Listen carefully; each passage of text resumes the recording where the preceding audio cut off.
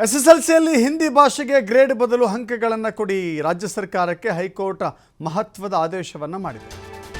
ಇತ್ತೀಚೆಗಷ್ಟೇ ಹಿಂದಿ ಭಾಷೆಗೆ ಗ್ರೇಡ್ಗಳನ್ನು ನೀಡಿ ಅಂಕಗಳನ್ನಾಗಿ ಪರಿಗಣಿಸಲು ಸರ್ಕಾರ ನಕಾರವನ್ನು ವ್ಯಕ್ತಪಡಿಸಿತ್ತು. ಅಂದರೆ ಅಂಕಗಳು ಬೇಡ, ಬರೀ ಗ್ರೇಡ್ ವ್ಯವಸ್ಥೆ ಸಾಕು ಹಿಂದಿಗೆ ಅಂತ.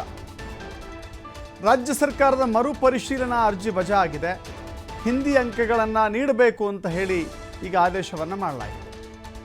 ಹಿಂದಿ ಅಂಕಗಳನ್ನು ನೀಡಬೇಕು ಅಂತ ಹೇಳಿ ಸಲ್ಲಿಸಿದ ಅರ್ಜಿ ಅದು. ಬಟ್ ಆ ಅರ್ಜಿಯನ್ನು ಪ್ರಶ್ನಿಸಿ ರಾಜ್ಯ ಸರ್ಕಾರವು ಕೂಡ ಮೇಲ್ಮನವಿ ಹೋಗಿತ್ತು.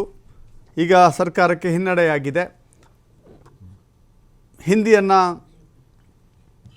ಆ್ಯಕ್ಚುಲಿ ಏನಾಗಿತ್ತು ಅಂತ ಹೇಳಿದ್ರೆ ಮೂರನೇ ಭಾಷೆ ಅಂತ ಹೇಳಿದ್ದಾರೆ ಹೊರತಾಗಿ ಹಿಂದಿ ಅಂತ ಹೇಳಿಲ್ಲ. ಹಿಂದಿ ಸೇರಿದಂತೆ ಮೂರನೇ ಭಾಷೆಯಾಗಿ ಕಲಿಯುತ್ತಿರುವಂಥ ತಮಿಳು, ತೆಲುಗು, ಇತರ ಭಾಷೆಗಳೇನಿದ್ದಾವೆ, ಕೊಂಕಣಿ, ಇತರ ಭಾಷೆಗಳನ್ನು ಅಂಕಗಳನ್ನಾಗಿ ಪರಿಗಣಿಸೋದು ಬೇಡ, ಬದಲಾಗಿ ಗ್ರೇಡ್ ವ್ಯವಸ್ಥೆ ತರೋಣ, ಅಲ್ಲಿಗೆ ವಿದ್ಯಾರ್ಥಿಗಳ ಪರ್ಸೆಂಟೇಜ್ ಅಥವಾ ಅಂಕ ಸುಧಾರಿಸುತ್ತೆ ಅನ್ನೋದು ಶಿಕ್ಷಣ ಇಲಾಖೆಯ ನಿರ್ಧಾರವಾಗಿತ್ತು. ಆದರೆ ಅದನ್ನು ಪ್ರಶ್ನಿಸಿ ಕೋರ್ಟ್ಗೆ ಹೋಗಲಾಗಿತ್ತು. ಕೋರ್ಟ್ ಕೂಡ ಹಿಂದಿಯನ್ನು